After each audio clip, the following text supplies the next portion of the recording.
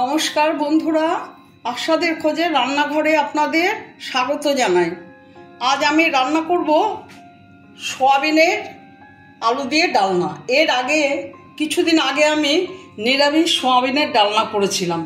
আজ আমি আমিষ করব, পেঁয়াজ রসুন আদা বাটা দিয়ে।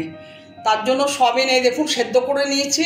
আমি এইভাবে দেখুন জলগুলো এইভাবে চিপে চিপে পুরো ফেলে দেব, দিয়ে তারপরে করব। এই আলু এখানে একটু ভাপিয়ে নিয়েছি, আর মশলার জন্য পেঁয়াজ আদা রসুন নিয়েছি, আর এখানে নিয়েছি টমেটো, এর সাথে পেস্ট করব।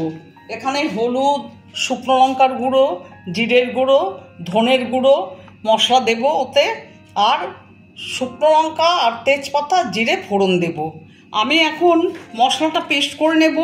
গ্যাস অন করে কড়াইটা গরম হতে হতে মশলাটা পেস্ট হয়ে যাবে। সর্ষের তেল দিয়ে দিচ্ছি। তেল গরম হতে হতে মশলাটা পেস্ট হয়ে যাবে। মশলাটা পেস্ট করে নিয়েছি, আর দেখুন এগুলো আমি ভালো করে চিপে চিপে এতটা জল বের করে নিয়েছি, জলটা ফেলে দেব। আজ আমি সয়াবিন আলু ভেজে নেব না, আজ মশলার মধ্যে কষিয়ে নেব। তেল গরম হয়ে গেছে, শুকনো লঙ্কা তেজপাতা ফোড়নে দিয়ে দিলাম, জিরে দিলাম,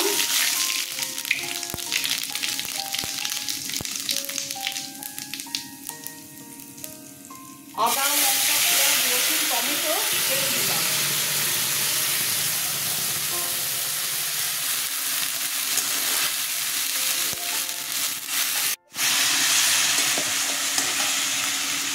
আদা পেঁয়াজ লঙ্কা রসুন কষানো হয়ে গেছে। 1 চামচ হলুদ দিয়ে দিলাম, 1 চামচ লঙ্কার গুঁড়ো দিয়ে দিলাম,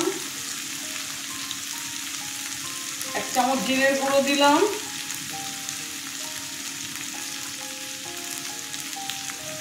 1 চামচ ধনের গুঁড়ো দিলাম। এবার এটা কষিয়ে আমি সয়াবিন আর আলু দিয়ে দেব। স্বাদ মতো নুন দিয়ে দিলাম, স্বাদ মতো চিনি দিয়ে দিলাম। কষানো হয়ে গেছে, সয়াবিনগুলো দিয়ে দিলাম।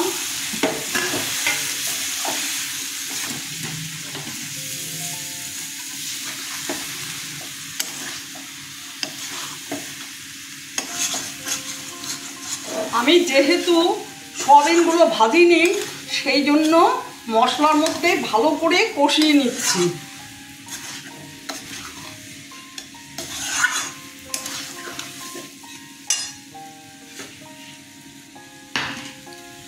আলু দিয়ে দিলাম,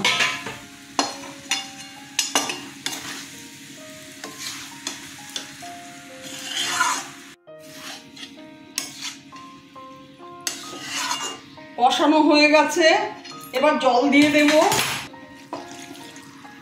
জল দিয়ে দিলাম।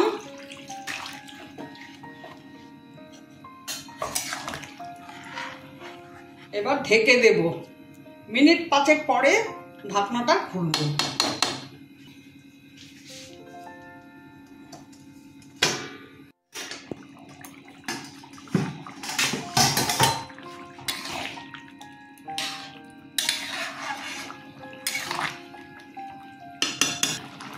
ধনে পাতা দিয়ে দিলাম,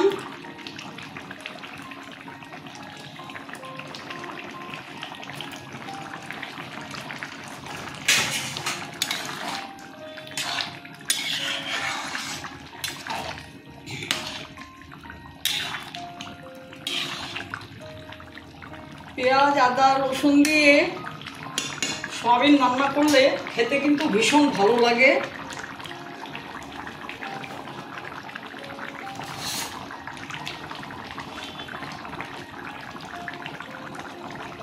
এক চামচ ঘি দিয়ে দিলাম, গরম মশলা দিয়ে দিলাম। আমার ভিডিওটা যদি আপনাদের ভালো লেগে থাকে, প্লিজ একটা লাইক শেয়ার অবশ্যই সাবস্ক্রাইব করে দেবেন, সাথে কমেন্টস দেবেন। আপনারা ভালো থাকবেন, সুস্থ থাকবেন।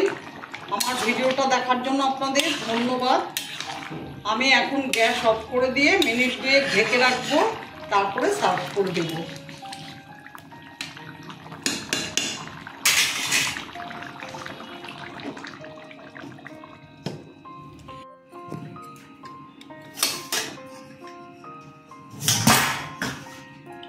দেখুন কেমন হয়েছে। এই সোয়াবিনের ডালনা ভাত, লুচি, পরোটা, রুটি সব কিছুর সাথে খেতে খুব ভালো লাগে। আমি এখন সার্ভ করে দেবো।